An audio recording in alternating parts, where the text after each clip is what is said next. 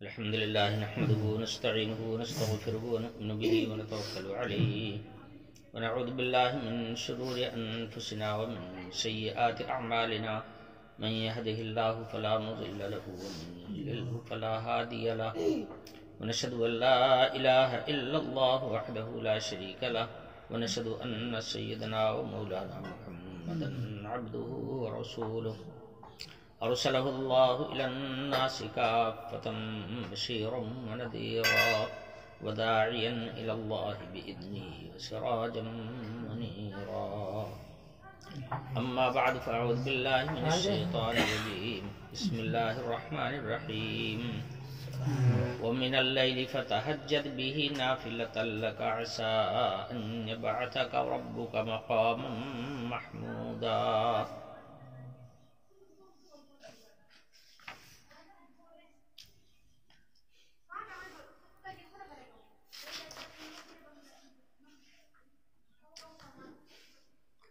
پچھلی آیت میں 5 نمازوں کا ذکر تھا۔ یہ 5 نمازیں تمام مسلمانوں پر اللہ تعالی کی جانب سے فرض ہیں، جن کی ادائیگی ہر مومن کے ایمان کا تقاضا ہے۔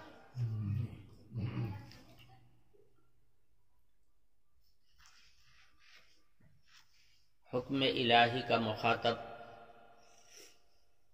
پہلے اللہ کا پیغمبر ہوتا ہے، اللہ کا نبی ہوتا ہے، اور نبی کے ذریعے سے اللہ کے سارے بندے اس کے مخاطب ہوتے ہیں۔ تو یہ حکم جس طرح سے امت محمد الرسول اللہ کے لیے ہے، ایسے ہی ان 5 نمازوں کی تاکید آپ کی پوری امت کے لیے بھی ہے اور آپ کے لیے بھی ہے۔ چنانچہ حضور اکرم صلی اللہ علیہ وسلم نے ہمیشہ اس کا اہتمام فرمایا، باجماعت حضور نے نماز ادا فرمائی۔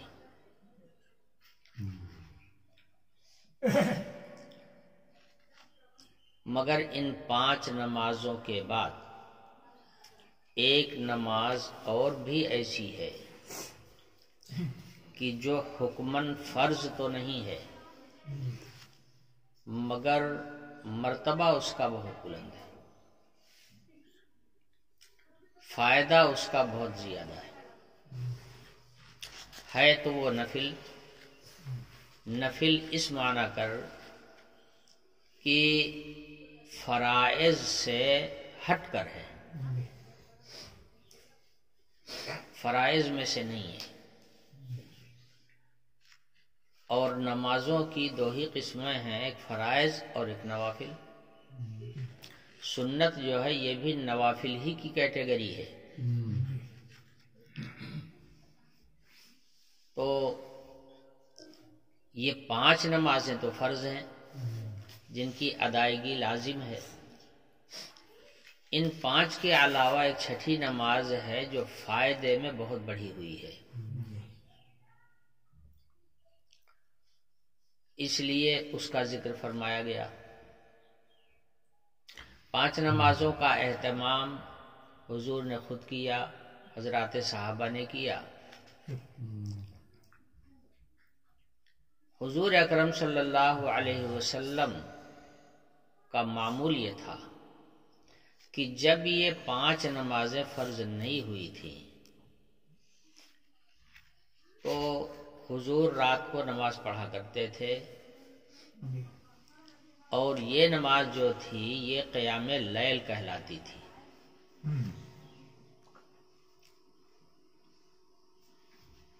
وحی میں جو ابتدائی حکم دیا گیا وہ بھی اسی نماز کا دیا گیا، یا ایھا المزمل قم اللیل الا قلیلا نصفہ او انقص منہ قلیلا او زد علیہ ورتل القرآن ترتیلا۔ اس آیت میں جو حکم آیا وہ رات میں نماز پڑھنے کا حکم آیا۔ قم اللیل، رات کو آپ نماز پڑھیں۔ اور پوری رات کا حکم نہیں آیا بلکہ الا قلیلا، کچھ آرام بھی کیجیے، یہ نہیں کہ ساری رات آپ پڑھتے ہی رہیے۔ یہ وہ نماز ہے جو یہ 5 نمازیں فرض ہونے سے پہلے حضور اکرم صلی اللہ علیہ وسلم کا معمول تھا، اور جب ابتدائی حکم آیا تو اسی نماز کا آیا۔ حضور اکرم صلی اللہ علیہ وسلم اتنا اس کا اہتمام فرماتے تھے کہ کبھی قضا نہیں کرتے تھے۔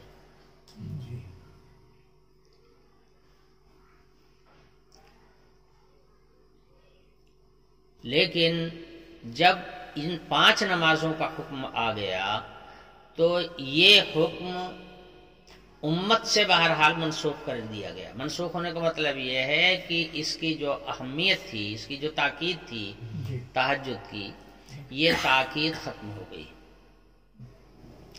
وہ 5 نمازیں جو فرض ہوئیں ان کی اہمیت بڑھ گئی، اور حکم کے اعتبار سے اس کی اہمیت اتنی نہیں رہی جتنا ان فرائض کی ہے، چونکہ اللہ پاک نے ان 5 نمازوں کو اپنے اپنے وقت پر ادا کرنے کا تاکیدی حکم فرمایا، اس کی تاکید زیادہ ہو گئی۔ تہجد کی نماز کی تاکید ختم ہو گئی، لیکن اہمیت اس کی برقرار رہی۔ ان 5 نمازوں کے علاوہ یہ 6ٹھی نماز ہے جو تہجد کے نام سے مشہور ہے۔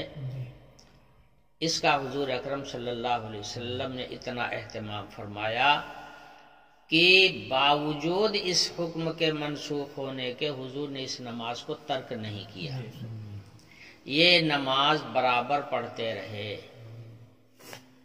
یہاں تک کہ اگر کسی دن رات میں تہجد پڑھنے کا موقع نہ ملا تو حضور دن میں پھر اس کی قضا فرمایا کرتے تھے۔ اس نماز کی بہت بڑی اہمیت ہے۔ اہمیت کی وجہ ظاہر ہے کہ رات کا وقت آدمی کے سونے کا اور آرام کا ہوتا ہے، چنانچہ رات میں جب تہجد کا وقت ہوتا ہے، تہجد پڑھی جاتی ہے، تو وہ وقت ایسا وقت ہوتا ہے کہ ساری دنیا سو رہی ہوتی ہے، سناٹا ہوتا ہے، پورے علاقے میں دنیا سو رہی ہوتی ہے۔ نیند کس کو اچھی نہیں لگتی، بسترا کس کو نہیں اچھا لگتا، سردیوں کے موسم میں رضائی گدا کس کو نہیں اچھا لگتا ہے، اور گرمیوں کے موسم میں نیند غالب ہوتی ہے رات کے وقت میں، اس لیے آدمی کو نیند جو ہے وہ زیادہ محبوب ہوتی ہے فطرت کے لحاظ سے۔ جب بندہ اپنی نیند کو پیچھے کر دیتا ہے، ہٹا دیتا ہے، اپنے آرام کو تج دیتا ہے، اللہ کے دربار میں جا کر کھڑا ہو جاتا ہے، طبیعت کے تقاضوں کو دبا دیتا ہے، اور اللہ کی رضا کے جذبے کو ابھار کر کے اللہ کے سامنے آ کر کے کھڑا ہوتا ہے، اور ایسے وقت میں اللہ کو پکارتا ہے جس وقت میں ساری دنیا سو رہی ہوتی ہے، یہ وقت ایسا ہوتا ہے اور یہ عمل ایسا ہوتا ہے کہ حق تعالی شانہ کو پیار آتا ہے۔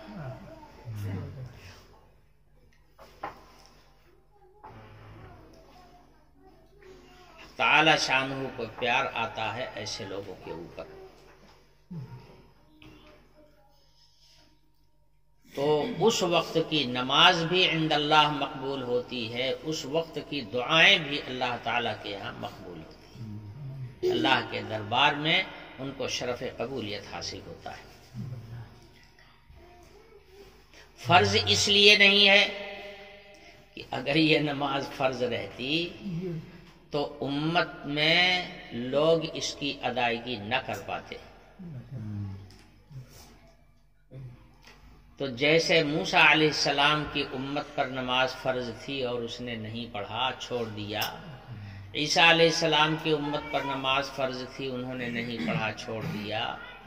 ایسے ہی اگر یہ مشکل وقت والی نماز برقرار رکھی جاتی تو بہت ممکن تھا کہ یہ امت بھی اس نماز کا اہتمام نہ کر پاتی۔ تہجد کی نماز کا اہتمام کرنا آسان کام نہیں ہے، نہ کر پاتے، اور اس کی وجہ سے سب کے سب گنہگار ہوتے۔ یہ اللہ پاک کی رحمت کاملہ کا نتیجہ ہے، اور خاص طور سے اس امت پر جو حق تعالی شانہ کی مہربانیاں ہیں، یہ اس کا حل اور اس کی برکت ہے کہ اللہ پاک نے اس مشکل وقت کی اس نماز کو فرض نہیں کیا۔ لیکن اپنی جانب سے اگر کوئی آدمی اس کا اہتمام کرے تو عند اللہ اس کی مقبولیت بڑھ جاتی ہے، اس کا مرتبہ بلند ہو جاتا ہے، اس کی دعائیں مقبول ہوتی ہیں، اور وہ آدمی محبوب بارگاہ ہو جاتا ہے۔ حضور اکرم صلی اللہ علیہ وسلم نے ارشاد فرمایا کہ تہجد کی نماز پڑھا کرو، فَإِنَّهَا دَابُ الصَّالِحِينَ، اس لیے کہ ہر زمانے میں اس وقت کی عبادت تمام نیک لوگوں کی عادت رہی ہے۔ پچھلے زمانے میں بھی جو اہل ایمان تھے ان کا یہ معمول رہا ہے رات کے وقت میں نماز پڑھنے کا، اور رات کے وقت میں دعا اور اجابت کا، یہ طریقہ کار رہا ہے۔ حضور نے فرمایا کہ اس نماز کا اہتمام کیا کرو۔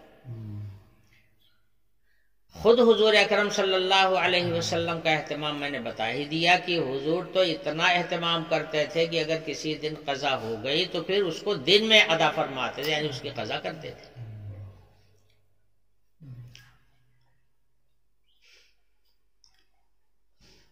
حدیث شریف میں فرمایا گیا کہ حق تعالی شانہ رات کے آخری پہر میں آسمان دنیا کی طرف توجہ فرماتے ہیں اور فرماتے ہیں کہ کون ہے مجھ سے مانگنے والا کہ جس کو میں دوں، کون ہے مغفرت چاہنے والا جس کی میں مغفرت کر دوں۔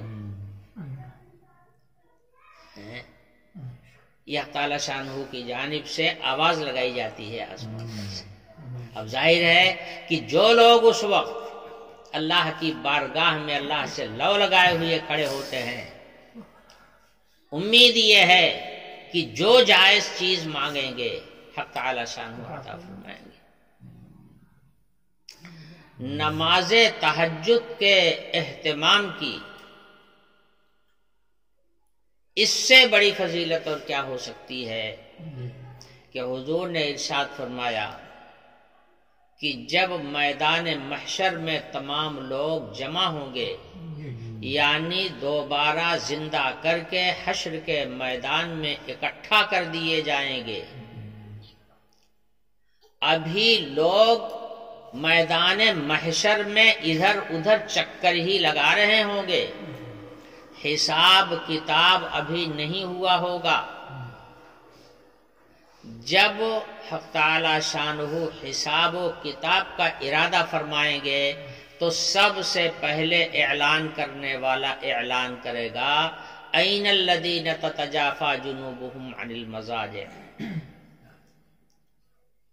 کہاں ہیں وہ لوگ جن کے پہلو رات کے وقت میں بستروں سے الگ رہتے تھے، کہاں ہیں وہ لوگ؟ حضور نے فرمایا کہ کچھ لوگ کھڑے ہوں گے اس آواز پر، مگر تعداد ایسے لوگوں کی بہت کم ہوگی۔ کھڑے ہو جانے کے بندے مگر تعداد کم، ہم قلیلون، بہت کم تعداد ہوگی۔ ان کے متعلق فرمایا جائے گا کہ تم لوگ جاؤ جنت میں سیدھے، بے حساب کتاب جنت میں بھیج دیے جائیں گے، ان کے اعمال کا حساب نہیں ہوگا۔ کھڑے ہو جائیں گے مگر तादाद को होगी कम, चले जाएंगे जन्नत में, हिसाबों का ना होगा, हिसाबों के लिए मजजूब। बस करो, बस करो। तो देखो मजमून निकल जाता है, तुम लोग बोलने लगते हो तो मजमून निकल जाता है ज़हन से। मैं क्या तरतीब बयान कर रहा था, आपने दरमियान में घुसेड़ दिया।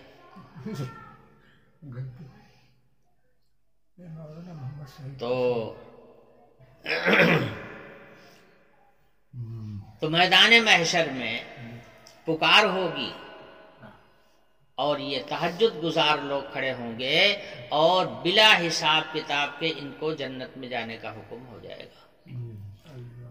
इससे बड़ी कामयाबी की और क्या बात हो सकती है।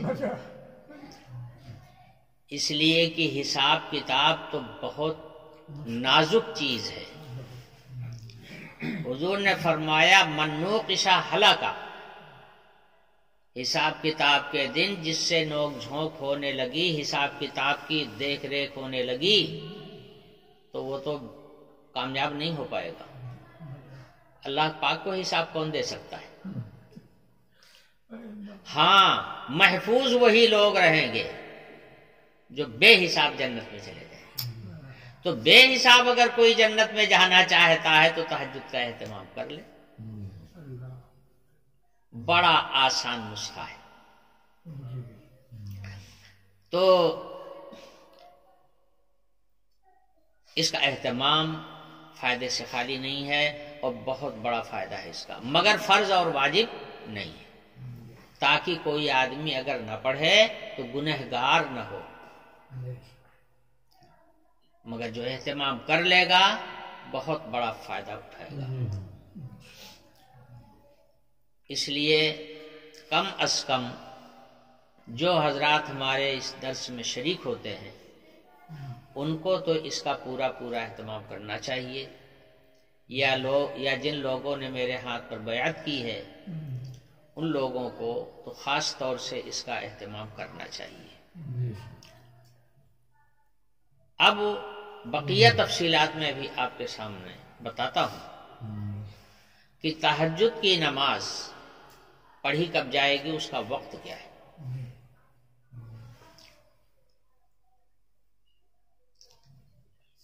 मुफस्सिरीन ने लिखा है कि तहज्जुद का जो मादा है वो है हुजूद। हुजूद के माना आते हैं सोना। शारिहीन ने यह भी लिखा कि बाबे तफाउल में जाने के बाद में जो तशदीद आई तहज्जुद के अंदर, इसकी वजह से इसके माना हो गए इजाले नौम। इजाले नौम या नौम कहते हैं सोने को, यानी सोने को तर्क करना नमाज की खातिर। ये हैं असली माना तहज्जुद के, जिसका अपनी जुबान में तर्जुमा हुआ रात को जाग कर नमाज पढ़ना। अब इस पर जो मुफस्सिरीन हैं उन हजरात ने इस पर यह कलाम किया है कि क्या तहज्जुद उस नमाज को कहेंगे जो कुछ सो लेने के बाद उठकर पढ़ी जाए, या रात के वक्त बगैर सोए हुए भी तहज्जुद पढ़ी जा सकती है। यानी अगर बगैर अभी सोया नहीं था, सोने से पहले किसी आदमी ने तहज्जुद पढ़ लिया और उसके बाद सोया, तो यह तहज्जुद में शुमार होगी या नहीं। याद रखिए, मैं इस तफसील को इसीलिए बयान कर रहा हूं कि आप हजरात में ज्यादातर लोग अल्हम्दुलिल्लाह तहज्जुद का एहतमाम करने वाले हैं, तो मैं आपको बता दूं उसका टाइम भी। मशहूर तो यही है कि तहज्जुद का वक्त जो है रात के आखिरी पहर में है, शोहरत इसी की है और इसी पर अमल भी है उम्मत का। मगर वक्त तहज्जुद के अंदर काफी वुसाअत है। जैसे इशा की नमाज में मगरिब की नमाज हो जाने के बाद या मगरिब का वक्त खत्म होने के बाद پھر سحری کے وقت تک نماز عشاء کا وقت ہے، پڑھ لی جاتی ہے شروع میں، اس لیے کہ سو جانے کے بعد کون اٹھے گا، مگر ٹائم اس کا ہے۔ اگر کوئی نہیں پڑھ سکا شروع رات میں تو رات کا آخری حصہ آنے سے پہلے پڑھ لے تو اس کی نماز ادا ہو جائے گی، کوئی فرق نہیں آئے گا، عشاء کا فرض ادا ہو جائے گا۔ اٹھانا مت رکھ دینا اس کو۔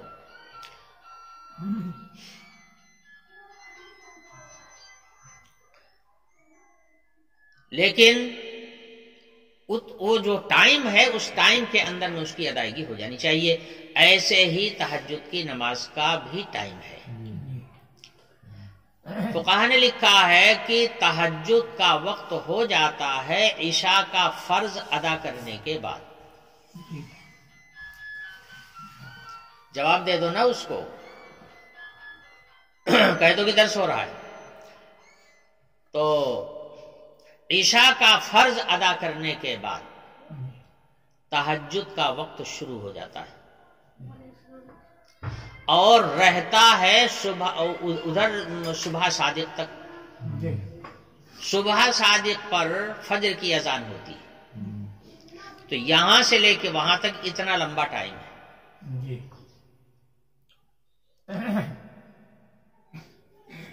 حضور اکرم صلی اللہ علیہ وسلم کی قیام لیل سے متعلق جو روایات ہیں ان سے اس بات کا پتہ چلتا ہے کہ اکثر تو حضور نے رات کے آخری پہر میں تہجد ادا کی ہے، مگر کبھی کبھی شروع رات میں بھی حضور نے تہجد پڑھی ہے۔ اس سے پتہ چلا، یعنی سونے سے پہلے اس سے پتہ چلا کہ عشاء کا فرض ادا کر لینے کے بعد میں اگر کوئی آدمی تہجد پڑھنا چاہے تو پڑھ سکتا ہے، اور اگر پڑھ لے گا تو اس کا تہجد ادا ہو جائے گا۔ اس لیے میں اپنے متعلقین اور منتسبین کو یہ تاکید کرتا ہوں کہ تہجد کا اہتمام کرو۔ اگر آخری پہر میں نہیں اٹھ سکتے ہو تو عشاء کی نماز پڑھنے کے بعد میں کم از کم 4 رکعت تہجد کے نام سے پڑھ لو، اور وتر اس کے بعد پڑھو۔ یہ بھی یاد رکھیے گا، وتر کا جو وقت ہے وہ نماز تہجد کے بعد ہے، عشاء کی نماز کے ساتھ وتر نہیں ہے، وتر اس کا عشاء کا حصہ نہیں ہے، وہ تہجد کا حصہ ہے۔ اس لیے بہتر یہ ہے کہ جو لوگ کمزور ہیں، بوڑھے ہیں، جیسے ہمارے منصا بھائی وغیرہ ہیں تو یہ لوگ یا نہیں ہیں ایسے ضعیف اور کمزور، تندرست ہیں، مگر جوان لوگ جو ہیں، جوانوں کو تو نیند دبا دیتی ہے، وہ تو اٹھنا چاہے تو کوئی پریشانی نہیں ہے، لیکن نیند ان کی جو ہے چھوڑتی نہیں ہے، اس لیے وہ اٹھ ہی نہیں پاتے، پڑے رہتے ہیں۔ تو بڈھوں کی تو نیند کھل جاتی ہے مگر اٹھ کر کے سب انتظام کرنا مشکل، اور جوان کے لیے کچھ مشکل نہیں مگر نیند سے اٹھنا مشکل۔ یہ مشکلات ساری کی ساری کھڑی ہوئی ہیں۔ تو عشاء کا فرض ادا کرنے کے بعد اگر آپ تہجد کی نیت سے پڑھ لیتے، جتنا اللہ توفیق دے، 4 رکعت سے کم نہ ہو اور اس سے زیادہ جتنا ہو سکے اتنا پڑھ کر کے، اور اس کے بعد تہجد پڑھ لیجئے، آرام کے ساتھ سوئیے، پھر فجر میں اٹھیے، آپ کا تہجد ادا ہو گیا۔ اس سلسلے میں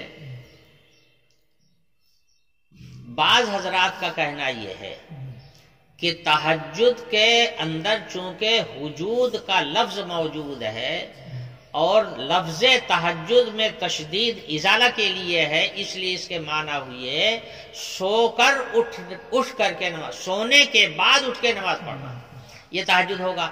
بعض لوگوں نے یہ ترجمہ کیا ہے، مگر ہمارے حضرت قاضی صاحب رحمۃ اللہ علیہ نے فرمایا کہ بھیا یہ کہاں سے لائے ہو تم؟ یہ جو قید لگا رہے ہو آخری پہر والی، یہ قید تو یہاں کسی لفظ سے نہیں نکلتی ہے، اس لیے کہ وجود کے معنی ہیں ترک نوم، تہجد کے معنی ہے ترک نوم، نہ سونا یعنی جاگ کر نماز پڑھنا. تو جاگنا جیسے سونے کے بعد ہوتا ہے، سونے سے پہلے بھی تو جاگنا ہوتا ہے، سونے سے پہلے بھی تو جاگنا ہوتا ہے. چنانچہ وہ حدیث اس پر شاہد ہے کہ راوی کہتے ہیں کہ حضور اکرم صلی اللہ علیہ وسلم کے ساتھ ہم لوگوں نے روزہ رکھا، مہینے بھر کا روزہ رکھا. جب 23ویں رات آئی تو حضور اکرم صلی اللہ علیہ وسلم نے ہم لوگوں کو نماز پڑھایا. روزہ رکھا، دن بھر روزہ رکھا، اور شام کو حضور اکرم صلی اللہ علیہ وسلم نے ہم لوگوں کو نماز پڑھائی، اور اتنی لمبی پڑھائی کہ رات کا 1 پہر گزر گیا. اس کے بعد دوسری رات کو حضور نہیں آئے نماز پڑھانے کے لیے. تیسرا دن ہوا یعنی 25ویں رمضان کی 25ویں تاریخ ہوئی تو حضور اکرم صلی اللہ علیہ وسلم نے ہم لوگوں کو پھر نماز پڑھایا، اور اتنی لمبی پڑھایا کہ رات آدھی گزر گئی. اس حدیث میں یہ جو نمازیں حضور پڑھا رہے ہیں، ایک دن پڑھا رہے ہیں، ایک دن ناگا، ایک دن اگلے دن پھر پڑھا، صرف 3 دن حضور نے پڑھایا، بس اس کے آگے نہیں پڑھایا. یہ نماز حضور نے جاگتے ہوئے تسلسل کے ساتھ یعنی افطاری کرنے کے بعد میں، مغرب کی ادائیگی کے بعد میں، عشاء کے وقت میں پڑھایا تھا. تب تو رات کے 1 پہر تک، پہلے دن 1 پہر تک ہوئی تھی نماز، اور دوسرے دن آدھے پہر تک یعنی آدھی رات تک ہوئی تھی. اور تیسرے دن والی جو نماز ہوئی ہے وہ تو ایک دم آخر تک ہوئی ہے. اتنا آخر تک ہوئی ہے کہ صحابی کہتے ہیں کہ ہم لوگ جب حضور کے پیچھے پڑھ رہے تھے تو خطرہ یہ محسوس ہو رہا تھا کہ سحری چلی جائے گی. ایک دم آخری وقت تک حضور نے پڑھا. جب لمبی نماز پڑھی جاتی ہے تو پھر تو دیر ہوتی ہی ہے. اور رمضان شریف کے مہینے میں بعض مواقع پر 10 پارے 20 پارے پڑھے جاتے ہیں، کبھی پورا ختم پڑھا جاتا ہے تو رات ہی گزر جاتی ہے. جیسے چچا رحمت اللہ علیہ جب حافظ قرآن ہوئے تو مولانا سعید صاحب جو ان کے استاد تھے، انہوں نے کہا کہ اس سال تم کو تراویح پڑھانا ہے، میں کھڑا ہوں گا سنوں گا. انہوں نے کہا ٹھیک، میں پڑھوں گا. دیکھیے حضرت نے کھڑا کر دیا، اور پہلا روزہ تھا اور سب لوگ پیچھے کھڑے ہو گئے. مولانا سعید صاحب خود بھی کھڑے ہوئے، کہا کہ پڑھو. اور مولانا سعید صاحب نے ایک بات اور کہہ دیا، پڑھو تم کو جتنا پڑھنا ہو. تو چچا رحمت اللہ علیہ نے پڑھنا شروع کیا. پہلی رکعت میں رکوع گئے ہیں 24 پارہ پڑھنے کے بعد.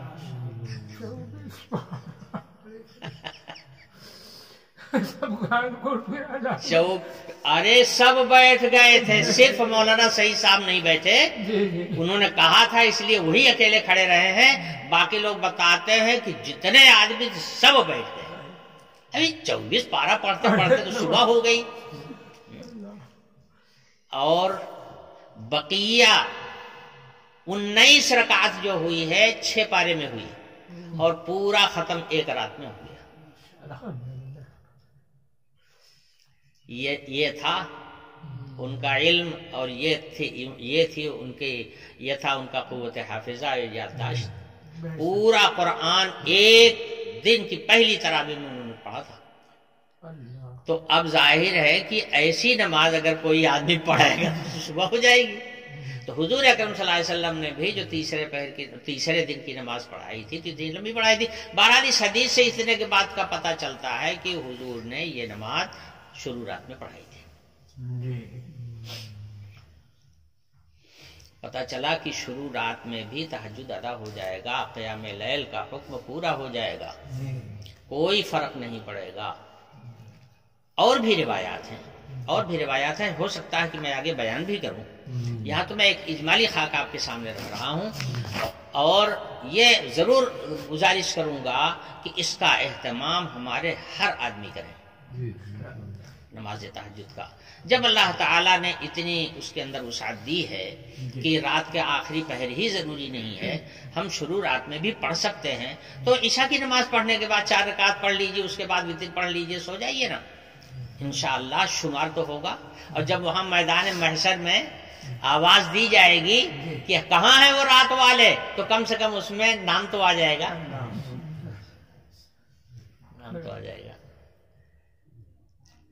ہمارے حضرت قاضی صاحب رحمۃ اللہ علیہ نے اسی کو ترجیح دی ہے، فرمایا کہ تہجد کے لفظ میں سو کر اٹھنے کا کوئی مفہوم نہیں ہے، اس لیے عشاء کی نماز کے بعد سے تہجد کا وقت شروع ہو جاتا ہے. جس کا جب جی چاہے تب پڑھ سکتا ہے، جب پڑھ لے گا تہجد اس کا ادا ہو جائے گا. تو فرمایا وَمِنَ اللَّيْلِ فَتَہجد بِهِ. اچھا، اس میں یہ ڈائریکٹ حکم حضور اکرم صلی اللہ علیہ وسلم کو دیا جا رہا ہے. اسی لیے عام طور پر امت کا رجحان ادھر ہے کہ حضور کے اوپر تہجد کی نماز فرض تھی. پوری امت کے اوپر تو 5 نمازیں فرض تھیں، حضور اکرم صلی اللہ علیہ وسلم پر 6 نمازیں فرض تھیں. یہ جو نماز فرض کی گئی ہے، اس کو فرمایا جا رہا ہے آگے نافلۃ لک، یہ آپ کے لیے زائد فریضہ ہے. فریضہ زائدہ اس کا ترجمہ کیا گیا ہے نافلۃ لک کا، یہ فریضہ زائدہ ہے. مگر یہ نماز حضور کے اوپر بھی بعین ہی ان فرائض جیسی نہیں تھی. اس کی دلیل یہ ہے کہ حضور اکرم صلی اللہ علیہ وسلم کے متعلق حدیث میں روایات موجود ہیں کہ حضور حالت سفر میں فرائض کے علاوہ جو نمازیں ہوتی تھی اس کو اپنی سواری کے اوپر پڑھ لیا کرتے تھے، لیکن فرض نماز سواری کے اوپر نہیں پڑھتے تھے. فرض نماز کے لیے سواری سے اتر کر زمین پر کھڑے ہو کر کے حضور پڑھتے تھے. اور سواری کے اوپر وتر پڑھنا حضور کا ثابت ہے، اور وتر پڑھی جاتی ہے تہجد کے بعد. وتر کا مرتبہ تہجد سے بھی اونچا ہے، اس لیے کہ وتر واجب ہے. تہجد تو سنت مؤکدہ ہے، وتر واجب ہے مگر فرض نہیں ہے. اس لیے حضور فرض نماز تو زمین پہ پڑھتے تھے، باقی اور نمازیں جو تھیں سنتیں، نوافل اور وتر، ان سب کو سواری پر پڑھ لیا کرتے تھے. جس سے پتہ چلتا ہے کہ یہ فریضہ اس جیسا فرض نہیں تھا جیسا فریضہ وہ 5 نمازیں ہیں. 5 نمازوں جیسی فرض نہیں تھی حضور کے اوپر بھی، مگر اہتمام تھا، اور اہتمام اس درجے کا تھا کہ اگر کبھی رات میں نہ پڑھ سکے تہجد تو پھر دن میں حضور اس کی قضا فرماتے تھے.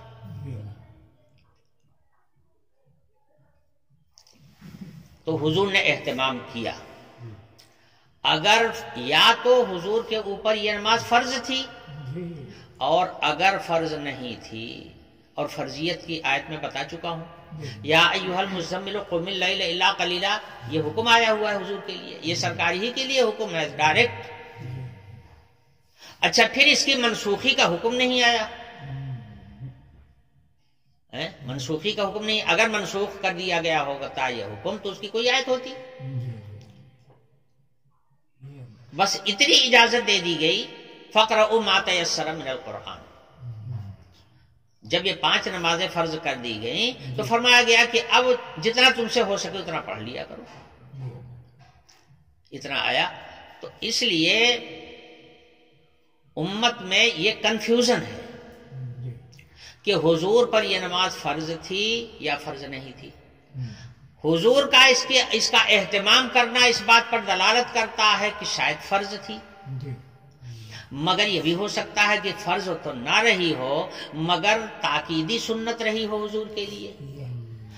مگر کوئی فیصلہ کن بات نہ روایات میں ملتی ہے نہ آیت میں ملتی ہے. عمل سے حضور کا اہتمام کرنا ثابت ہے، مواظبت ثابت ہے، جس سے بہت بڑی اہمیت اس کی معلوم ہوتی ہے. اچھا، یہ تو مسئلہ ہے حضور سے متعلق، لیکن باقی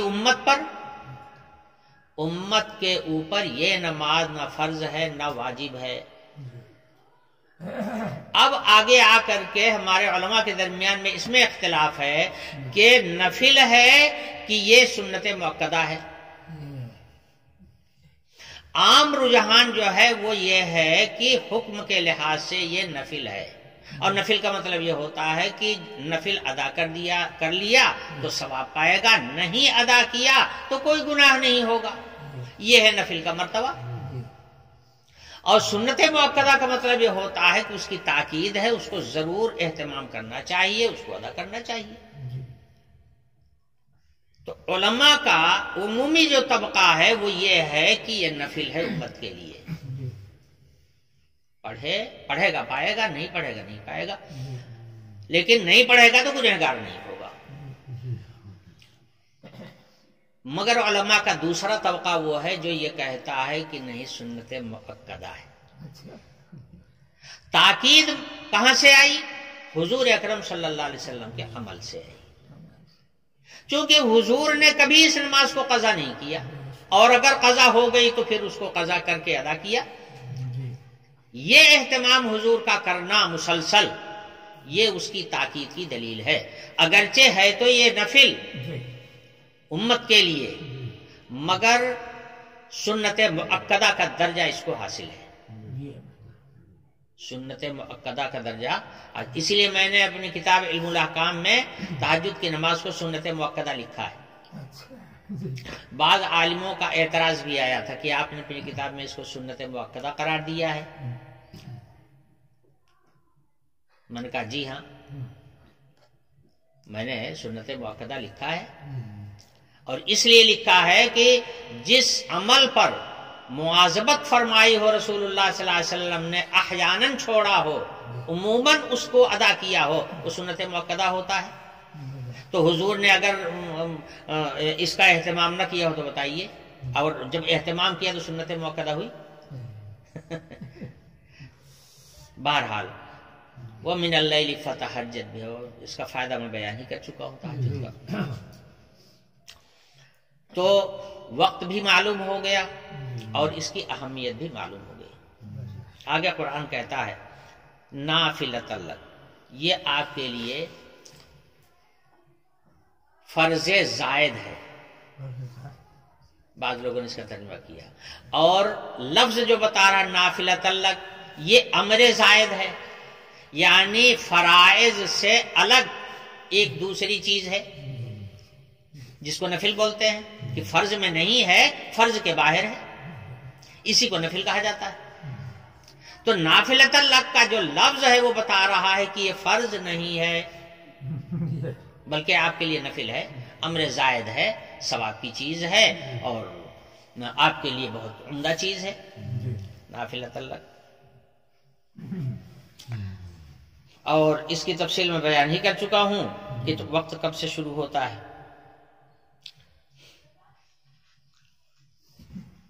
اور روایات تو بہت کثرت کے ساتھ آئی ہوئی ہیں، اس کے ایک پل کے متعلق روایات آئی ہوئی ہیں. اس بارے میں بھی متعدد روایات آتی ہیں کہ حضور نے تہجد میں کئی رکعتیں پڑھی ہیں. تو بعض روایتوں سے 13 رکعت کا ثبوت ہوتا ہے، بعض سے 11 کا ثبوت ہوتا ہے، بعض کا کبھی کبھی اس سے کم 9 کا بھی ثبوت ہوتا ہے، اور بعض روایات سے 15 رکعتوں کا بھی ثبوت ہوتا ہے.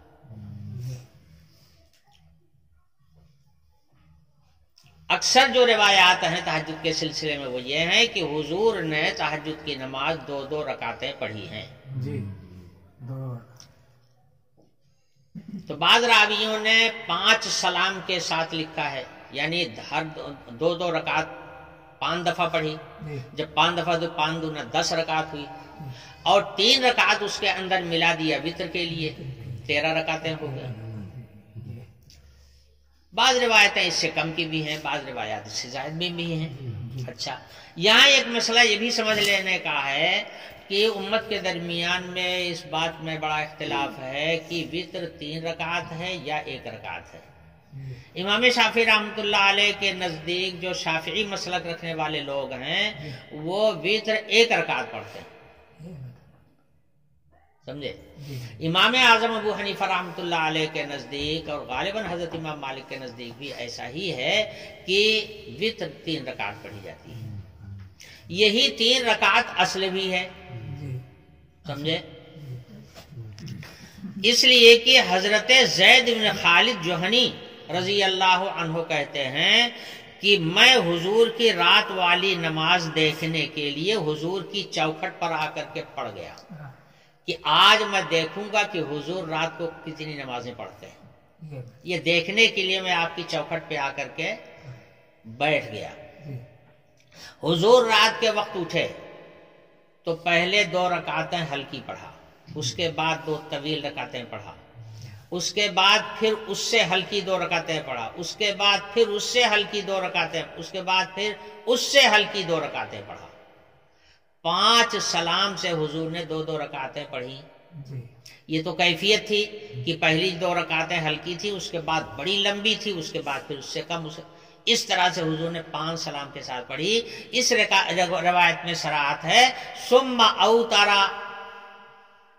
فذالک 13 رکعتا، پھر حضور نے وتر پڑھی تو یہ سب نمازیں 13 رکعت ہو گئیں۔ اب یہ صحابی رسول کا قول ہے۔ حضرت زید بن خالد جوہنی رضی اللہ عنہ صحابی رسول ہیں۔ 5 سلام سے 2 رکعتیں تو 10 رکعت ہو گئی۔ آگے حضرت زید بن خالد کہتے ہیں کہ پھر حضور نے وتر پڑھا، اب یہ سب ملا کے 13 رکعتیں ہو گئی۔ یہ حضرت زید بن خالد کا بیان ہے۔ تو زید بن خالد جوہنی اور صحابی رسول ہیں، اللہ کے رسول کے ساتھ رہنے والے لوگوں میں سے ہیں، حضور کا عمل ہمیشہ دیکھ رہے ہیں۔ وہ کہہ رہے ہیں کہ حضور کی یہ نمازیں 13 رکعت ہوئی، تو 13 رکعت میں 10 رکعت تہجد ہو گئی، 3 رکعت وتر ہوئی۔ 2 باتیں معلوم ہو گئی کہ 10 رکعت بھی تہجد حضور نے پڑھی، اور یہ بھی معلوم ہو گیا کہ وتر حضور نے 3 رکعت پڑھی۔ دوسری روایت یہ اس لیے کہہ رہا ہوں کہ غیر مقلدین اپنے یہاں جو ہیں یہ 1 رکعت پڑھتے ہیں وتر کو، اور دوسرے لوگوں کو بیوقوف بناتے ہیں، چونکہ علم تو سب کے پاس ہوتا نہیں ہے، اس لیے خوب بیوقوف بناتے ہیں، اپنے بیچ میں ہنسی اڑاتے ہیں۔ ہاں، طرح طرح کی بات اس لیے بتا رہا ہوں۔ حضرت عائشہ دوسری دلیل حضرت عائشہ صدیقہ رضی اللہ عنہا کہتی ہیں کہ حضور اکرم صلی اللہ علیہ وسلم نے رمضان غیر رمضان ہمیشہ 11 رکعت پڑھی ہے، اور مت پوچھو کہ حضور کتنی عمدہ نماز پڑھتے تھے۔ 4 رکعتیں حضور نے نہایت حسین و جمیل پڑھی، مت پوچھو کہ وہ کتنی حسین نماز تھی۔ 4 رکعتیں پڑھی، اس کے بعد حضور نے پھر 4 رکعتیں پڑھی۔ 2 سلام سے ذکر کر رہی ہیں حضرت عائشہ، یہ گھر کے اندر کی نماز ہے، حضرت عائشہ اس کو دیکھ رہی ہیں۔ حضور نے 1 سلام سے 4 رکعت پڑھی اور دوسرے سلام سے 4 رکعت پڑھی۔ اس کے بعد حضرت عائشہ کہتی ہیں ثم یصلی ثلاثا، اس کے بعد حضور 3 رکعت اور پڑھتے تھے۔ تو حضرت عائشہ اس روایت میں یہ کہہ رہی ہیں کہ حضور چاہے رمضان ہو چاہے غیر رمضان ہمیشہ 11 رکعت پڑھتے تھے۔ 4 رکعت 2 سلام سے پڑھتے تھے، 8 رکعت ہو گئی، اور اس کے بعد حضور 3 رکعت اور اس کے اندر ملاتے تھے، تو 8 اور 3 11 ہو گئی۔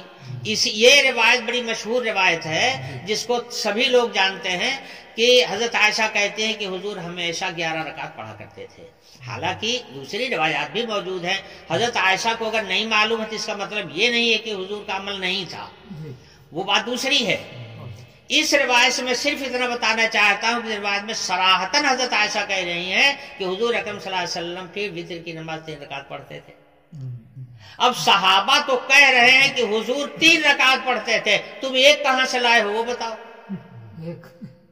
1 کہاں سے لائے ہو، کہاں سے آئی ہے؟ صحابہ تو کہہ رہے ہیں کہ حضور 3 پڑھتے تھے۔ اسی لیے امام اعظم ابو حنیفہ رحمۃ اللہ علیہ کے نزدیک وطر کی نماز 3 رکعت ہے۔ اور یہ بات بتا ہی چکا ہوں آپ کو کہ وطر کی نماز جو ہے وہ نماز تہجد کے بعد ہے، چاہے جب پڑھیے، چاہے شروع میں پڑھیے اور چاہے آخری پہر میں پڑھیے اس کے بعد۔